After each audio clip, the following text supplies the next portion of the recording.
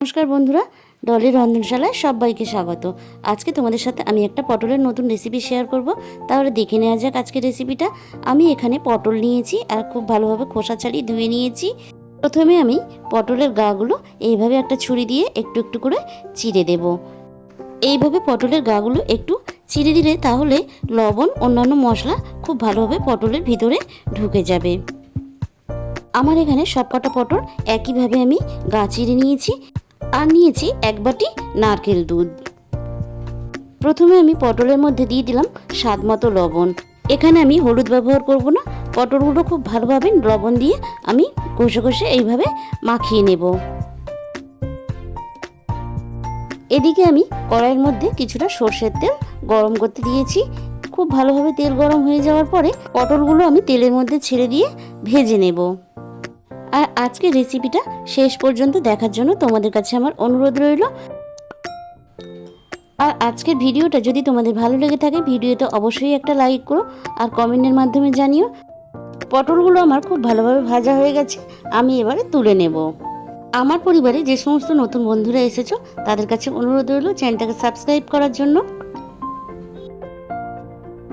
আমি আর এখানে এক্সট্রা করে তেল ব্যবহার করব না, ওই একই তেলের মধ্যে আমি দিয়ে দিলাম গোটা গরম মশলা। এরপরে আমি দিয়ে দিলাম স্বাদ মতো লবণ আর দিয়ে দিলাম আদা ও টমেটো পেস্ট। এবার এখানে আদা আর টমেটোর কাঁচা গন্ধ চলে যাওয়া পর্যন্ত আমি একটু কষিয়ে নেব। আমার এখানে খুব ভালোভাবে কষানো হয়ে গেছে। এবারে আমি এর মধ্যে দিয়ে দেব হাফ চামচ পরিমাণ ঝাল লঙ্কার গুঁড়ো আর দিয়ে দিলাম কালারের জন্য অল্প একটু কাশ্মীরি লঙ্কার গুঁড়ো আর দিয়ে দিলাম হাফ চামচ জিরে গুঁড়ো। এবার সব কিছু মশলা দিয়ে আমি আবারও এখানে কষিয়ে নেব। আমার খুব ভালোভাবে এখানে মশলা কষানো হয়ে গেছে।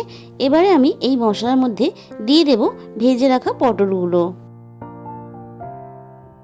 ভেজে রাখা পটলগুলো দেওয়ার পরে আমি খুব ভালোভাবে মশলার সাথে পটলগুলো কষিয়ে নেব। আমার খুব ভালোভাবে পটলগুলো কষানো হয়ে গেছে। এবারে আমি এর মধ্যে অল্প পরিমাণ দিয়ে দেব জল। এবার আমি সব কিছু খুব ভালোভাবে মশলার সাথে মিশিয়ে দেব। এইভাবে তোমরা একবার পটল রান্না করে খেয়ে দেখো, খুবই ভালো লাগে। নিরামিষ দিনের জন্য বা অন্যান্য দিনের জন্য এটা একটা খুবই সুন্দর রেসিপি। ভাত, রুটি বা লুচি, পরোটা সব কিছুর সাথেই এটা খাওয়া যায়। আমি এবারে এখানে দিয়ে দিলাম নারকেল দুধ। নারকেল দুধ দেওয়ার পরে আমি খুব ভালোভাবে নারকেল দুধটা একটু মিশিয়ে দেব।